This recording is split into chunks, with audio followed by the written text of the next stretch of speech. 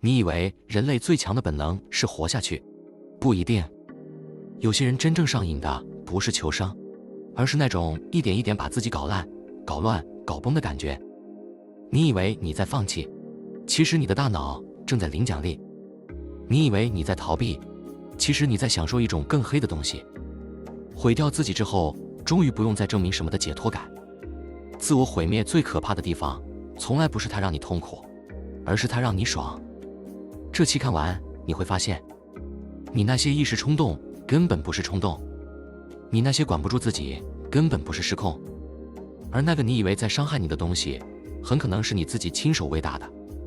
不是因为你脆弱，不是因为你有问题，而是因为你的大脑早就学会了从毁掉自己这件事里拿到好处。欢迎回来，我是瑞。今天我们拆一个几乎每个人都有，但没有人愿意诚实承认的东西——自我毁灭冲动。第一层，自毁不是只有痛，它会发奖励。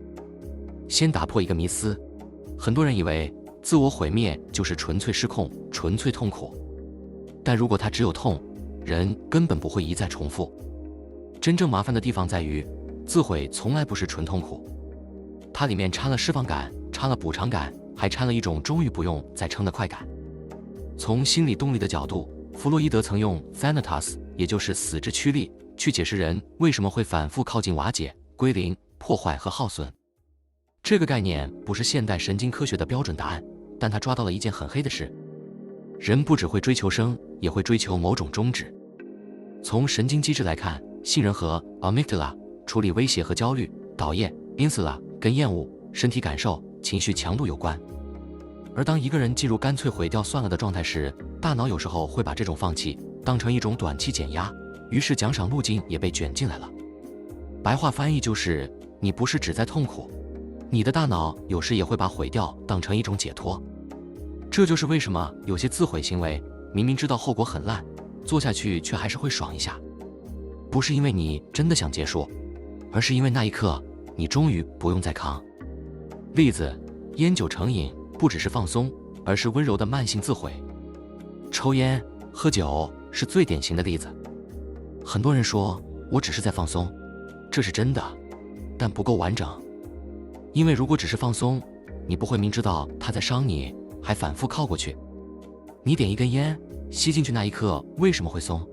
不是因为问题解决了，而是因为身体状态被迅速改掉了。你喝一杯酒，为什么终于可以不那么在乎？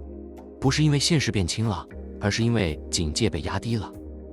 这里牵涉到多巴胺相关的奖赏预期。所以你以为你在舒压，其实很多时候你也在从轻度自毁里领回报。最危险的不是它伤身，而是它会让你慢慢相信，毁一点自己真的比较轻松。第二层，自毁为什么会上瘾？因为它有收益。很多人自毁不是因为笨，而是因为它真的有收益。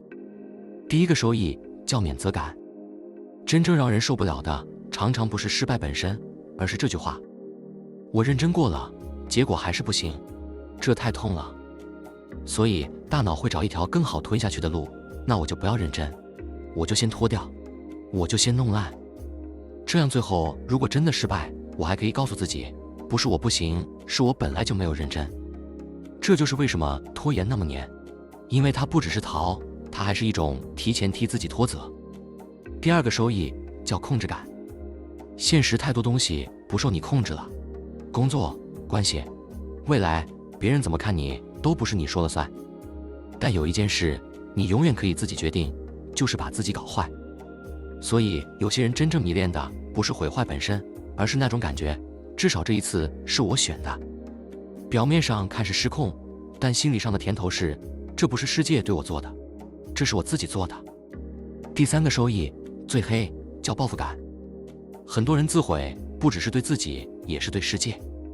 你改不了公司，改不了家人，改不了那些耗你、伤你、逼你的人，但你有一件事可以做，把自己毁掉，然后丢出一句很黑的话：你们把我逼成这样了，现在满意了吗？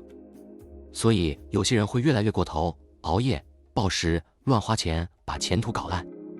表面上像放弃，底层却带着攻击性。这就是为什么自毁会变成一种危险的捷径，因为它又爽又省力，还有剧情。例子，拖延不只是懒，而是慢性的自我毁灭补偿。你明明知道最后期限快到了，知道现在不做后面会炸，但你还是刷下去、逃下去、躲下去。很多人说这是懒，但懒这个字太浅了。更深的真相是，拖延常常是一种让自己暂时不用面对现实的自毁补偿。只要我现在不开始，我就还不用知道自己到底行不行。只要我继续拖，我就还可以假装，不是我做不到，是我还没认真。这件事之所以会上瘾，是因为它真的会让你短期舒服一点。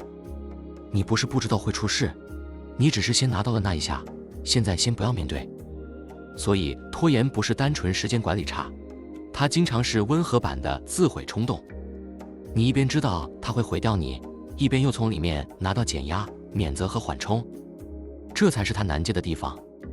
第三层，最让人毛的，为什么越靠近成功，越想亲手搞烂？这层是整集最黑的洞察。最让人不安的，不是一个人一直很烂，而是他明明快要好了，却突然自己把自己弄坏；关系快稳定了，突然做掉；工作快做好了，突然拖垮；事情快成了，突然乱来；别人终于看得起自己了，突然把自己搞回原样。这不是因为他笨，也不是因为他不想要，而是因为越靠近成功，越靠近稳定，一个人就越需要面对一件最可怕的事。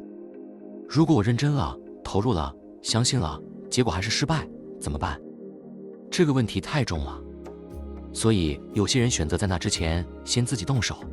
心理学把这个叫做 self-handicapping， 自我设障。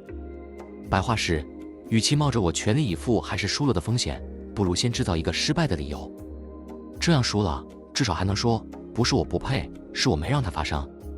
这是非常高明的心理保护机制。问题是，它保护的不是你的未来，是你的自尊。而它的代价，是你亲手把所有可能性，在发生之前就先掐死。这就是自毁最黑的版本，不是崩溃，不是放弃，而是主动出击，先毁为敬。第四层，社会和平台不止没帮你降温，它在帮你上瘾。如果只有个人大脑有这套机制，事情还没那么糟。真正更麻烦的是，社会会放大它，文化会美化它，平台会喂养它。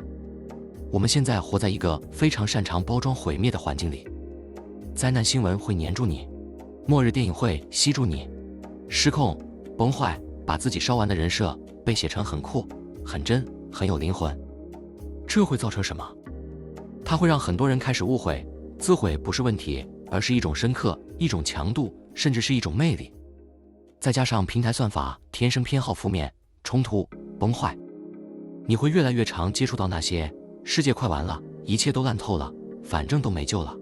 久了之后，末日感会变成一种情绪糖。你越焦虑，越想看，越看越觉得一切没救，越觉得没救，越不用面对自己。这就是为什么人类会迷恋末日，不只是因为恐惧，还因为末日会给你一种非常甜的东西——谢责感。如果世界都要毁了，那我失败好像也不是我的错；如果时代都烂掉了，那我没做到什么，好像也可以被原谅。这就是末日叙事真正诱人的地方，它不是单纯恐怖，它是让你暂时不用再承担自己人生的重量。例子，社群负能量上瘾，不只是分享，而是在慢慢毁心智。你发负面文，你刷恨意留言，你看别人翻车，你追一堆让你更焦虑、更愤怒、更好的内容。你明明知道这样看下去精神会烂掉，但你还是停不下来。为什么？因为这里面不只是痛苦，还有两种回报：第一，被看见；第二，继续有情绪。有些人不是喜欢负面，而是害怕没有感觉，没有人回，没有人理，没有东西让自己有反应，所以哪怕是负面的，只要能让自己还有感觉，就会继续刷。导业 Insula 跟情绪强度有关，奖赏预期也会在这里发动。平台算法会不断强化这一点，你对什么有反应，它就继续喂你什么。久了之后，自毁不再只是个人行为，它会变成一种公开表演，一边毁，一边被看，一边被看，一边更不想停。今天我们拆的不是人类有多脆弱，而是人类为什么会从自我毁灭里尝到快感。因为自毁从来不只是烂，它里面掺了解脱，掺了免责，掺了控制感，掺了报复感，还掺了一种终于不用再扛的甜头。